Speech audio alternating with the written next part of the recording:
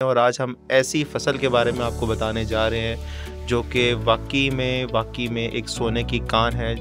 इस फसल का हमें एडवांटेज हासिल है, बड़ी एक इनफरादी हैसियत रखती है फसल।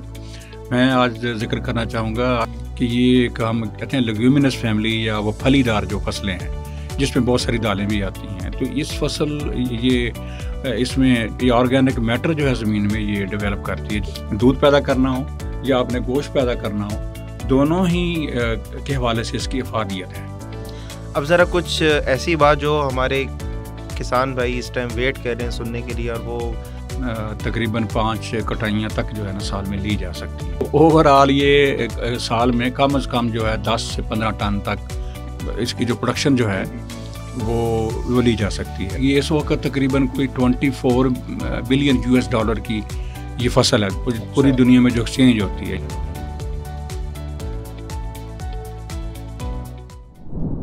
अस्सलाम वालेकुम, एग्रीकास्ट के एक और एपिसोड में आपको वेलकम करते हैं। और पिछले कुछ वीडियोस में हमारे साथ डॉक्टर अजीम होते थे और हम लोगों ने आपको ऐसी फसलों के बारे में बताया जो रवायती फसलों से हट के दी। हो क्या रहा है कि हम लोग बस उन्हीं गिनी चुनी फसलों पे, जैसे कि गन्ना होगी, कपास होगी, आपकी मकई होगी, गंदम होगी, चावल हो गए, बस इन 4-5 फसलों पे हम लोग डिपेंड कर रहे हैं। पर ऐसी कौन सी फसलें हैं जो इससे हट के हैं और उसका प्रॉफिट मार्जिन बाकी फसलों से भी ज़्यादा हमें देखने को मिल रहा है। तो उसी तसलसल से आज ये प्रोग्राम हम आपके साथ दोबारा कर रहे हैं और आज हम ऐसी फसल के बारे में आपको बताने जा रहे हैं जो कि वाकई में एक सोने की कान है, जो पाकिस्तान में मौजूद है और बहुत से लोगों को इसके बारे में नहीं पता, शायद चंद लोगों को इसका पता हो।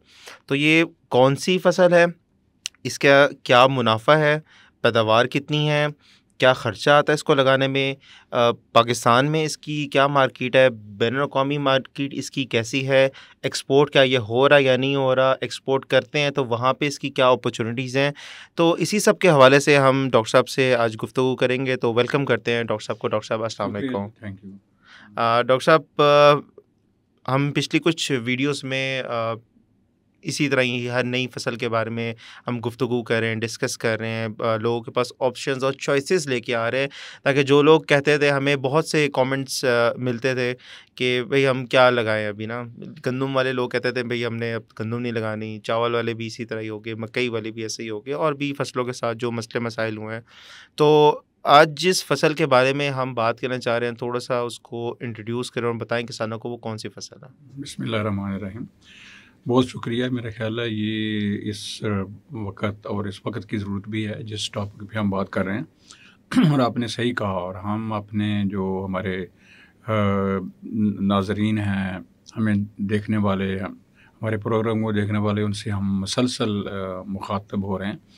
और उसका एक ही मकसद है कि उनको जो रवायती फसलों के अलावा भी हम जो चॉइसेस हमारे पास हैं पाकिस्तान में, जो कि जिसकी हमारी आबो हवा, हमारा जो है, कह लें कि जो इलाका है, ख़ास तौर पे हमें जिस चीज़ में एक ख़ास फ़ोकियत हासिल है इस इलाके में, या हम उसको कहते हैं कंपेरेटिव एडवांटेज अंग्रेज़ी में, जिस फसल का हमें एडवांटेज हासिल है। और वो कौन कौन सी फसलें हैं, तो हमने कई सारे चॉइसेस आपके साथ हर सीज़न के हवाले से भी डिस्कस किए हैं। बिल्कुल। तो आज हम एक ऐसी फसल के बारे में आपके सामने उसके हक़ाइक़ रखेंगे, फैक्ट्स और फिगर रखेंगे कि जो कि सीज़नल से कहीं ज़्यादा एक पेरिनियल, एक मुस्तकिल किस्म की क्रॉप है, फसल है, बड़ी एक इनफरादी हैसियत रखती है फसल। मैं आज जिक्र करना चाहूँगा, इंग्लिश में हम अल्फ़ा कहते हैं और आम हमारी ज़ुबान में इसको लूसन कहा जाता है। ये बड़ी एक अहम फसल है पाकिस्तान में, तूल अर्ज़ में लगती है। इसकी जो सूटेबिलिटी है वो भी ऑलमोस्ट पाकिस्तान में हर जगह पे है।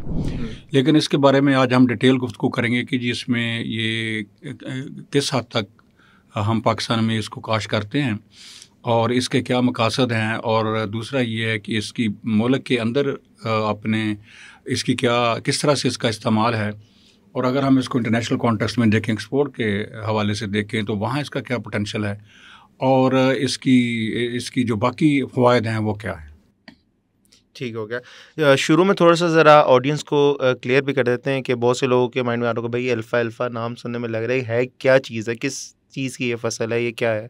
तो बेसिकली ये एक चारा जात में से एक चारे की एक फसल है जो कि मवेशियों को भी फीड करने में काम आती है। फिर इसके अलावा इसकी और भी आगे प्रोडक्ट्स, वैल्यू एडेड प्रोडक्ट्स हैं इसकी, जो आगे मार्केट में सेल होती हैं। तो खाली ये फसल ही नहीं है, इसके बाकी भी मज़ीद प्रोडक्ट्स हैं, तो वो भी सेल होते हैं। तो डॉक्टर साहब आप मज़ीद प्लीज़ कंटिन्यू कीजिए। ये तकरीबन जैसे आपने बताया एग्जैक्टली, ये तकरीबन इस वक्त जो फॉरेजेस हम कहते हैं या चारा जात इसकी आपने बात की है, तो मुल्क के अंदर जो मजमूई चारा जात की काश्त है उसका ये तकरीबन 7% है। अच्छा, तो इसका जो शेयर है, और जो ये शो करता है कि पाकिस्तान में इसके बारे में ऑलरेडी पाकिस्तान में बहुत अरसे से ये फसल लग रही है और एक हद तक इसकी काश्त है। तो हम आज जो ज़्यादा फोकस करेंगे वो अफादियत बढ़ी है इस फसल की। वो हमारा मकसद ये होगा कि इसको क्या पोटेंशियल है इसको बढ़ाने का, मुल्क की ज़रूरियात के हवाले से भी और इंटरनेशनल डिमांड के हवाले से भी। तो ये जो फसल है ये इसकी अफादियत एक तो ज़मीन के लिए बड़ी अहम है कि ये एक हम कहते हैं लेग्यूमिनस फैमिली या वो फलीदार जो फसलें हैं जिसमें बहुत सारी दालें भी आती हैं। तो इस फसल ये इसमें ये ऑर्गेनिक मैटर जो है ज़मीन में ये डेवलप करती है जहाँ अल्फाल्फा लगेगा। एक और बरसीम भी है, लेकिन बरसीम और लूसन को अगर हम देखें तो दोनों की अलग-अलग हैसियत है। दोनों जो है ना इसी कैटेगरी की फसलें हैं, यानी ये ज़मीन को जो है काफ़ी ज़रखेज़ भी करती हैं और उसके अलावा जो है ये इनमें इन दोनों फसलों में जो एक अहम बात है वो ये है कि इनमें प्रोटीन लेवल बड़ा हाई है। अच्छा। और ये सबसे बड़ी अहम बात है क्योंकि और जो अल्फाल्फा और जो बरसीम से जो प्रोटीन आती है दोनों फसलों का फ़र्क बड़ा है। जो लूसन है इसमें कुदरतन कम मॉइस्चर है, पानी कम है इसमें, जब ये फसल हरे चारे के तौर पे भी हो उसकी निस्बत जो है वो जो हमारा बरसीम है उसमें बहुत ज़्यादा पानी है। फसल में ये 90% पानी होता है, इसमें ड्राई मैटर ज़्यादा है। अच्छा, आम जो है लैंग्वेज, तो ड्राई मैटर जो है उसी पे काउंट होता है कि जी वो जानवर जो है उसकी जो रिक्वायरमेंट है पर डे एक ड्राई मैटर की कितनी है। तो उस हवाले से इसको बड़ा एज है और प्रोटीन इसकी जो है वो बहुत हाई है 22-23 और हाईली पैलेटेबल है और डाइजेस्टेबल है एनिमल्स के लिए। ये तो उसके हो गई एक बैकग्राउंड ना फसल के तौर पे भी। ठीक है। तो डॉक्टर साहब इसमें क्या दूध और गोश्त में भी इजाफा होता है इसके इस्तेमाल से? ये बिल्कुल है। हाँ, हमारे यहाँ कुछ मिथ्स हैं जिस पे हम बात करेंगे। हम ये समझते हैं कि ये सिर्फ घोड़ों का चारा है या बाज़ दफ़ा हम समझते हैं कि सिर्फ शायद भेड़ बकरी को ये चारा दिया जा सकता है। ऐसा नहीं है, क्योंकि प्रोटीन बड़ी हाई है। तो आम तौर पे आपको पता है कि हम जो हमारी ह्यूमन खुराक है या इंसानी खुराक के हवाले से भी हमारे यहाँ पाकिस्तान में ये कहा जाता है गर्मियों में अंडा ना खाएं, अंडा बहुत गर्म होता है। बेसिकली प्रोटीन ज़्यादा होती है। तो ये वही बात है कि अगर आप एक इतदाल रख के या एक बैलेंस फूड के तौर पे एक सर्टन रेशो के साथ यूज़ करेंगे तो इसका कोई प्रॉब्लम नहीं है। ये आपने दूध पैदा करना हो या आपने गोश्त पैदा करना हो, दोनों ही के हवाले से इसकी अफादियत है। सबसे बड़ी बात यह है कि आपको जो चारा महफूज करना है, जैसे पाकिस्तान में एक इनकलाब आया एक तरह से देखा जाए मकई के साथ साथ, हाइब्रिड जो मकई है हमारी जिसकी प्रोडक्शन बड़ी हाई है ग्रेन की भी और उसके अलावा उसके इवन अगर उसको साइलेज के तौर पे भी इस्तेमाल करना हो तो बहुत बड़ा इनकलाब आया। लेकिन अगर मकई के साथ यानी साइलेज के साथ शामिल इसको किया जाए लूसन को, तो ये अपना फिर कमाल दिखाएगा। यानी इसी खा वो दूध की पैदावार हो, खा वो गोश्त की पैदावार हो, दोनों चीज़ों में, खा बड़े जानवरों के हवाले से हम बात कर रहे हो या हम छोटे जानवर जैसे भेड़ बकरी उस हवाले से बात कर रहे हो, तो ये एक बड़ी एक बेहतरीन चॉइस है हमारे पास। ठीक है डॉक्टर साहब, अभी हमने इसकी अफादियत पे कुछ बात की, अब ज़रा कुछ ऐसी बात जो हमारे किसान भाई इस टाइम वेट कर रहे हैं सुनने के लिए और वो शिद्दत से चाहते हैं कि आप उस बारे में कुछ मालूमात भी फराहम करें। इस फसल को एक तो किस टाइम लगाया जाता है, कितने टाइम की फसल है, कितनी इसमें कटाइयाँ होती हैं और क्या इसका मुनाफा है, थोड़ा सा उस हवाले से बताइए। बिल्कुल, आपने काफ़ी सारे सवाल इकट्ठे कर दिए हैं लेकिन ये सारे अहम हैं, तो हम इंशाल्लाह इस पे बात करेंगे। ये इसका जो लगाने का मौसम अभी है, अच्छा, ये जो अक्टूबर आ रहा है ये और नवंबर, फर्स्ट वीक ऑफ नवंबर अक्टूबर, ये बेस्ट टाइम है इसका लगाने का। ठीक होगा। और इसका जो दूसरा पहलू है कि इसमें जो ज़मीन की ज़िम्मेदार समझते भी हैं, इसमें खासी जो गहराई वाली ज़मीन चाहिए होती है। एक तो मैरा टाइप और सैंडी, ठीक तो है। इसकी जो जड़ है ये तकरीबन, इसके लिए जो ज़मीन चाहिए कम से कम 25 इंच तक गहरी ज़मीन चाहिए। अच्छा। तो एक मतलब मैं ये जानता भी हूँ ज़ाती तौर पे भी कि अगर ज़मीन, कोई भी ज़मीन हो, रेतली ज़मीन में तो ज़रूरत नहीं होती, लेकिन अगर हमारे पास बारी मेरा या बारी मेरा ज़मीन, अगर उसमें लूसन लगाना है तो उसमें हमें चीज़ल का इस्तेमाल लाजमी करना पड़ेगा। चीज़ल का इस्तेमाल 12 इंच वाला नहीं, जो 23-24 इंच तक जो गहरा जाता है। अच्छा। तो ये क्योंकि ये फसल लंबे अरसे तक लगनी होती है, एक दफ़ा जब आप लगाएंगे तो फिर ये तकरीबन 3 से 5 साल तक, ये डिपेंड अच्छा। करता है आप पे। देखा ना, ये है कि आप एक ऐसी फसल, इसलिए हम इसको आज हमारा टॉपिक भी इसीलिए हमने इसको आज फार्मर के साथ कि इसको रोज़ रोज़ लगाने की ज़रूरत नहीं है। मतलब अगर आप इसकी संभाल सही करें, वो भी हम अभी उनसे बात करेंगे कि कैसे इसकी संभाल करेंगे ये 5 साल तक जाए। सबसे पहली बात तो वही है जो आपने पूछी है कि ये जो सीज़न है, सीज़न यही है। सीज़न के साथ साथ जो ज़मीन का चॉइस है कि किस तरह की ज़मीन हो, वो भी हमने बता दिया। दूसरा, कितनी गहरी हो, मतलब इसकी जड़ तकरीबन 15-16 इंच तक जानी होती है। अच्छा। तो जिसका मतलब ये है कि ये फिर खुराक लेगी ना। और अगर वो ज़मीन नीचे से 1 फुट तक सिर्फ गहराई है तो साफ ज़रा जब 1 फुट तक जड़ रुक जाएगी तो इसकी प्रोडक्शन भी जो है वो कम या वो उतनी नहीं मिलेगी। बिल्कुल बिल्कुल। तो ये बड़ी अहम चीज़ें हैं इस हवाले से। ठीक है। तो डॉक्टर साहब, इसमें साल की कटाइयाँ कितनी लगभग हो जाती हैं? इसमें वही जैसे डिपेंड करता है, जो इसके बहुत माहिरीन हैं, मैंने उनको सुना भी है, उनसे मेरी बात भी हुई है।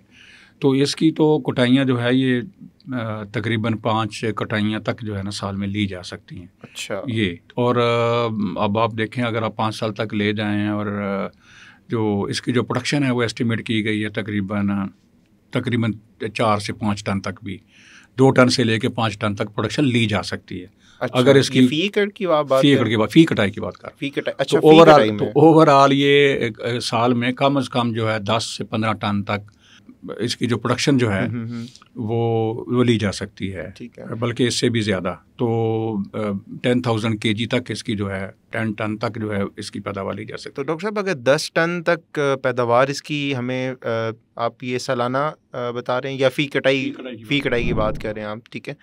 तो थोड़ा सा ये भी बताएं कि इसका मुनाफा कैसा है, फिर पर केजी के हिसाब से सेल होता है या किस तरह से सेल होता है? बेसिकली तो बड़ा अहम है ये पाकिस्तान में। तो मैंने जब इसको ज़रा इस हवाले से देखा तो इसकी जो एक बड़ी इस वक्त जदीद जो इंटरनेशनल मार्केट है, उस हवाले से ये फसल इंटरनेशनल मार्केट में भी, ये भी आपने अच्छा सवाल किया। इसमें एक चीज़ और भी है, ये इस वक्त तकरीबन कोई 24 बिलियन US डॉलर की ये फसल है। पूरी दुनिया में जो एक्सचेंज होती है, यानी जो एक्सपोर्ट इम्पोर्ट होती है, तो ऑल इसमें USA का बहुत बड़ा शेयर है, टॉप प्रोड्यूसर USA और बाकी कंट्रीज़ भी हैं।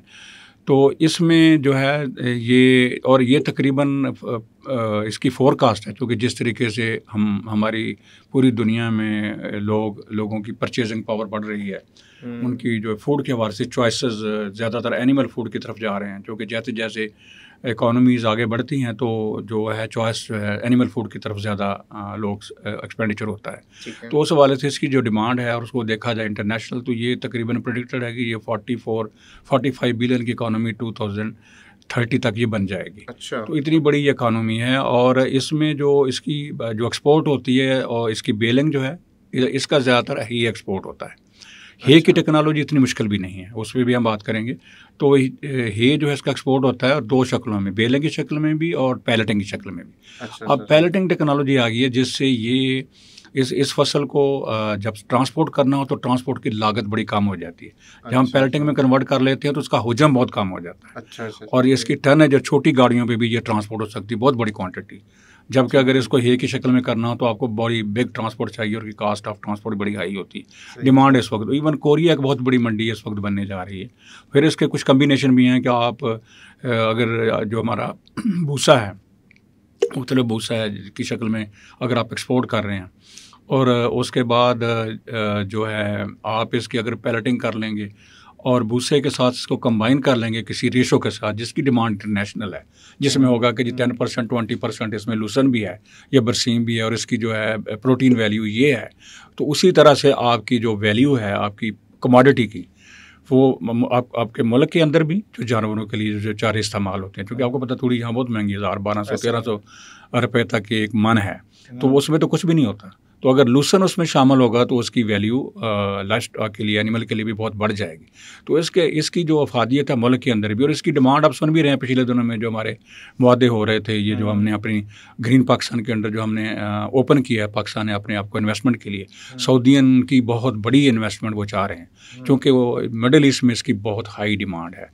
और जो ऊँट हैं या उसके अलावा जो जानवर वहाँ हैं उनकी जो फीडिंग के लिए, तो पाकिस्तान एक बेस्ट मार्केट है। और ये जो हमारा सी पैक है, चाइना इसकी बहुत बड़ी इंपोर्ट करता है यूएसए से। अच्छा। हम ये बहुत बड़ा पाकिस्तान के लिए एडवांटेज है कि हम ये बिल्कुल हमारा लैंड रूट जब ये खुल जाएगा, फुली फंक्शनल हो जाएगा चाइना के साथ, तो ये यहाँ से लैंड रूट से एक्सपोर्ट हो सकेगी चाइना को भी, और चाइना को बहुत दूर वाली मंडियों में, डिजिटल मार्केट में नहीं जाना पड़ेगा, पाकिस्तान ये सप्लाई कर सकता है। तो इस हवाले से भी आज की जो हमारी बात थी किसानों को बताने की कि भाई आप उन फसलों के अलावा जो आपने स्टार्ट में कहा था इंट्रोडक्शन में, आप ज़रा इसको इस तरफ तवज्जो दें और अपनी इकानमी जो मुल्क के अंदर उस हवाले से भी प्रोड्यूस करें, और जो इंटरनेशनल जो आपके सामने नई नई राहें खुल रही हैं उस हवाले से भी देखें और इसकी तरफ हम आएँ। ऐसे ये बहुत बड़ी अपॉर्चुनिटी है, क्योंकि बहुत से अभी काश्तकार इसमें फसल में नहीं आए अभी, तो लगाएंगे तो जाहिर सी बात है मार्केट में, जिस तरह से आपने बताया कि बैनुल-अक़वामी मंडी में भी इसकी बहुत ज़्यादा डिमांड है,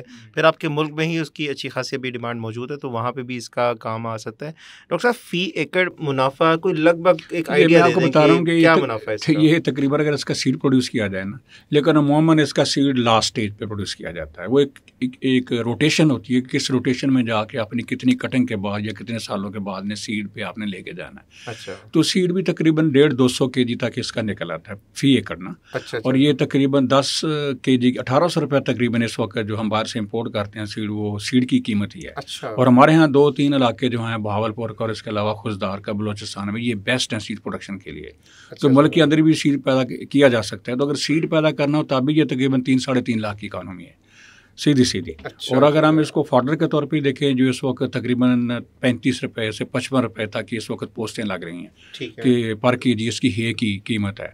तो अगर हम हे के तौर पे भी देखें तो तब भी ये सालाना जो इकानमी एक ज़िम्मेदार के लिए ये 3 लाख 4 लाख से ज़्यादा बढ़ जाती है। और अगर हम, सबसे बड़ी बात यह है, अगर हम एक आम तौर पर हम बात चीज़ें ऐसी होती हैं कि जी वो डायरेक्टली प्रॉफिट नहीं देती। मसलन बहुत सारे फॉडर जो है ना, उसमें जो प्रॉफिट आता है वो आता है आपके जो लाइफ स्टॉक है, यानी जो आपके मवेशी हैं या आपकी भेड़ बकरी है ना, अगर उस तरफ लेके जाए ना कि जी आप अगर इसको आप मार्केट से उठाएं एक सर्टन एज के जो है ना जानवर, खा वो भेड़ हो खा वो बकरी हो, और उसको आप फीड करें 2 महीने 3 महीने के लिए, फैटनिंग करें, यही चारा साथ मिला के, गोश्त भी बढ़ेगा और गोश्त भी बढ़ेगा, बड़ी तेज़ी से बढ़ेगा। अच्छा। और उसका बहुत हाई क्वालिटी मीट होगा। अच्छा। मैं इसका जिक्र यमन के हवाले से भी करना चाहूँगा, जो कि मेरा अपना ज़ाती एक्सपीरियंस है। जब मैं वहाँ गया, वो बड़ा इंटरेस्टिंग होगा नाज़रीन के लिए वो सुनना कि वहाँ क्या हो रहा है, और सदियों से हो रहा है। और तो ये जो है ना, ये जो चीज़ें हैं इसमें अगर देखें, अगर इसकी फिर वैल्यू देखें कि जब ये वैल्यू ये ऐड करेगी भेड़ बकरी में या गोश्त के लिए बड़े जानवरों में या उसके डेयरी के लिए, उस हवाले से देखें तो इसका जो है इसका रिटर्न बहुत हाई हो जाएगा। सिर्फ हम अंडरस्टैंड करें, जिस पे मज़ीद भी हम बात करेंगे कि जी फिर इसको किस कम्बिनेशन के साथ, क्योंकि आज के प्रोग्राम में सारी चीज़ें बहुत लंबा हो जाएगा प्रोग्राम, मैं बता तो सकता हूँ, इस पे हम तसल्सल से और भी और बात करेंगे कि इसको फिर किस कम्बिनेशन के साथ, अगर मीट के लिए या डेयरी के लिए है तो आप, और लेकिन फीड फार्मूलेशन तो है ना। मैं तो चंद एक प्रोग्राम में कह रहा हूँ ज़मींदारों को कि भाई आप अपना आप मार्केट से फीड ना लें, लेकिन आपके पास अगर 22% वाला लूसन का हे पड़ा हुआ है तो 22% प्रोटीन अगर एक हे में मौजूद है, तो आपको तो ये जो आप बाहर से बड़ी महंगी हम सोयाबीन इंपोर्ट कर रहे हैं, तो सोयाबीन में 40% प्रोटीन होती है, तो उसी रेशो से डाली जाती है ना लाइफ स्टॉक पोल्ट्री फीड के लिए भी। तो जब फीड फार्मूलेशन में आप इस हे को यूज़ करेंगे तो उस हवाले से कितनी प्रोटीन हम यहाँ से ले रहे हैं, तो एक अल्टरनेट सोर्स प्रोटीन की है जो फीड में भी काम आ सकती है। तो अगर हम लोग जो है अपनी छोटी फीड मिल, आजकल 1 लाख 1.5 लाख 2 लाख की गुजरांवाला से वो फीड मिल भी जो है मिल जाती हैं, तो अगर जो आपने प्रॉफिट की बात की है तो उनकी जो कास्ट है जो कि वो लेते हैं बाज़ार से फीड, वो ड्रास्टिकली कम हो जाएगी। कुछ इंग्रेडिएंट डालने पड़ेंगे, लेकिन ये इसको भी शामिल कर लिया जाए और इसको फीड फार्मूलेशन में भी यूज़ किया जाए और वैसे भी फीड किया जाए एज ए साइलेज के साथ, जो कि इस वक्त हमारे कमर्शियल डेयरी फार्म हैं जो पेरी अर्बन में हैं, वो इसको बड़ा इफेक्टिवली यूज़ कर सकते हैं। लेकिन इसकी बड़ी, अगर इसकी पूरी अफादियत और इसकी पूरी फीड फार्मूलेशन और इसके कम्बिनेशन कि किस चारे के साथ कितनी रेशो में इसको यूज़ करना है, ये सारी चीज़ें अगर ये हमारे जो कमर्शियल डेयरी के फार्मिंग के जो लोग हैं, जो मीट प्रोडक्शन में जो लोग कर रहे हैं, भेड़ बकरी जो मीट के लिए, इवन एक्सपोर्ट के लिए जो जानवर तैयार हो रहे हैं पाकिस्तान में, तो उनके लिए तो ये, और ख़ास तौर पर मैं बताऊँगा कि ये विमेन के लिए कितना इंपॉर्टेंट है, ख़वातीन के लिए। तो जो मैं यमन की बात की थी, तो मैं उस पर भी अभी आपसे बात करूंगा। तो बेसिकली इसको अंडरस्टैंड करें कि हाईली प्रॉफिटेबल है, और आपके हाथ में है कि आपके पास एक, जिस तरह इंसान होता है ना कि वो कहता है कि मेरे गोश्त, तो उसके पास बड़ा खुश होता है कि आज मैंने या गोश्त खाया, तो वो कहता है कि जी मैंने आज बड़ा एक न्यूट्रिशियस अच्छा खाना खाया है। तो भाई ये चारा जात में ऐसा चारा है कि आप ये समझ लें कि ये जानवरों के लिए गोश्त है, वीआईपी वीआईपी चारा है। सही हो गया।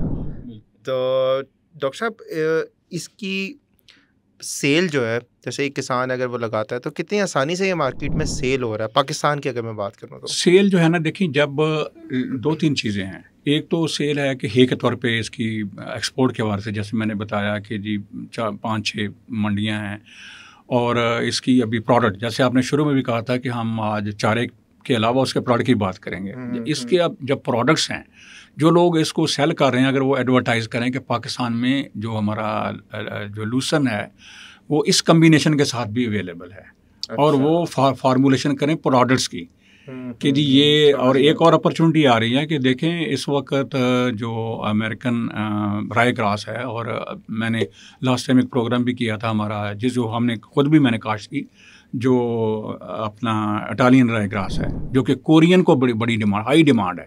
उनको पैलेट की फार्म में चाहिए, कोरिया में ये थोड़ा बहुत पहले जा भी रहा है। अगर आप उनको इसके साथ लूसन के साथ, अल्फा के साथ, कम्बिनेशन के साथ ये उनको एडवर्टाइज़ करेंगे मार्केट में कि हमारे पास, और इवन अपने ज़िम्मेदार को भी बताएंगे कि इसमें लूसन इतना शामिल है और इतनी इसकी गज़ाई अफादियत है, जो कि जो आप तूड़ी खरीद रहे हैं, जो आप भूसा खरीद रहे हैं गंदम का, आप 1100-1200 रुपये का, अगर आप इस पे आएँ अपना, जिसमें लूसन शामिल है, 10% है, 15% है, 20% फार्मूलेशन है, तो ये लोकल डिमांड भी बेतहाशा पोटेंशियल है इसका। ऑलरेडी भी ये सेल हो रहा है, और हाई प्राइस पे। मैं आज भी पोस्ट देख रहा था, ये 55 रुपीज़ पर केजी की पोस्टें लगी हुई हैं। अच्छी खासी, तो अच्छी बड़ी अच्छी कीमत है। ये तो मतलब अगर आप बात करें कि जो लोग गंदम वगैरह लगा रहे थे और बाकी सब कर रहे थे, तो जो उनको मुनाफा उस तरफ से मिल रहा है, तो उससे तो बहुत बेहतर मुनाफा यहाँ पे भी। इसकी एक बड़ी अहम चीज़ है, ये जो है ना मल्टीपल कट्स लेने के लिए, जो कि मैंने जो माहिरीन से सुना है, मैं वो अपने इस फोरम पे भी उनके साथ जिक्र करूँगा, जो मुझे बड़ी क्लिक की है, समझ आई है। ये मैं जिम्मेदार ये समझते भी हैं। इसका जो बड़ा फ़लसफ़ा ये, अगर आपने ज़्यादा कट्स लेनी है, जो मैंने सुना है, और बड़े रिलायबल सोर्स है कि जिनका बड़ा एक्सपीरियंस है, मैं उससे शेयर कर रहा हूँ कि अगर इसको जो है 10% जब फ्लावर आ जाए, तो इसको जैसे गंदम की तरह एक ही गो में काटते हैं ना। अच्छा। क्योंकि ज़िम्मेदार जो छोटा है ना, वो फूल आगे होते हैं और फिर वो ना आहिस्ता आहिस्ता काटता रहता है। वो 20%, 30%, 50%, 100% पे फूल चले जाते हैं। उससे ये होता है कि जो पौधा चला जाता है कि जो मैंने अब अपनी अगली जनरेशन का बीज पैदा कर दिया, अब मेरा ज़िंदा रहने का कोई इतना ज़्यादा फ़ायदा नहीं है किसी को, तो वो चला जाता है डेथ की तरफ।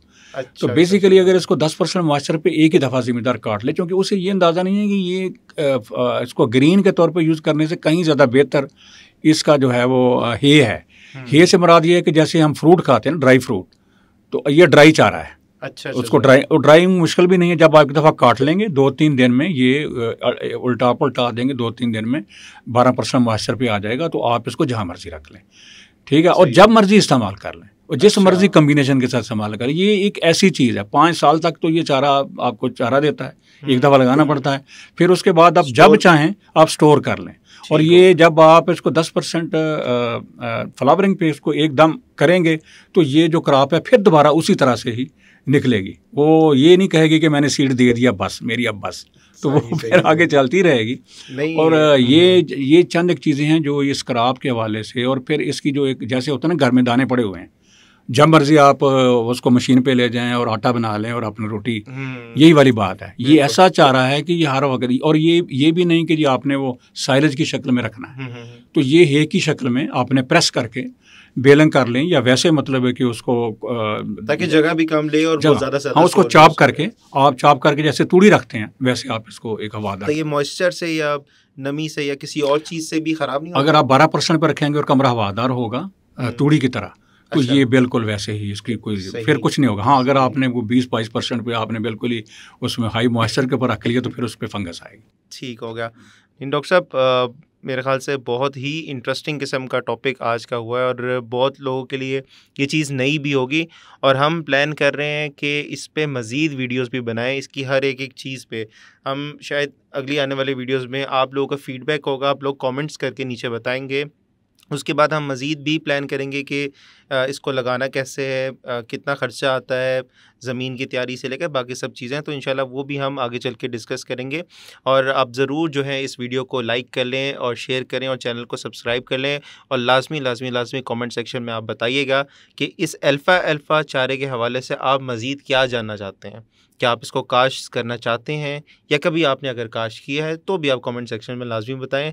तो मेरे ख़्याल से डॉक्टर साहब आज की वीडियो को यहीं पे एंड करते हैं, और इंशाल्लाह अगली किसी वीडियो में एक दफ़ा हम देख भी लेंगे कि ऑडियंस जो है हमारी उसका क्या फ़ीडबैक है और वो क्या चाह रही है सुनना, ताकि फिर उसी हिसाब से हम जो है अपनी अगली वीडियोस भी प्लान कर बिल्कुल, सकें। यमन का जो मैंने ज़िक्र किया वुमेन का, कि वो एक वुमेन एंटरप्राइज़ है, इंशाल्लाह वो भी अगली वीडियोज़ में उनको बताएँगे कि वहाँ ख़वातीन इसको लूसन को और गोट फार्मिंग को आपस में कैसे उन्होंने इंटीग्रेट किया है, और ठीक वो है। कितनी बड़ी इकॉनमी वो जो है ना हज़रमौत, जो कि यमन अच्छा। हमारा एक रिलीजियस पॉइंट ऑफ व्यू से भी बड़ा है, जो कि मैंने वहाँ 1 महीना गुजारा, तो मुझे वो पूरी बखूबी इल्म है कि वहाँ क्या ख़वातीन करती हैं। ठीक हो गया। इस पे भी हम बात करेंगे। बस ठीक है, इंशाल्लाह आप लोग अगर वाकई अगली वीडियो भी देखना चाहते हैं तो बेल आइकन को लाजमी दबा दें, ताकि जो बर वक्त नोटिफिकेशन है वीडियो की वो आप तक आ जाए। तो इंशाल्लाह आपसे अगली किसी वीडियो में मुलाकात होगी। इजाज़त लेते हैं आपसे, अपना ख्याल रखिएगा। अल्लाह हाफ़िज़।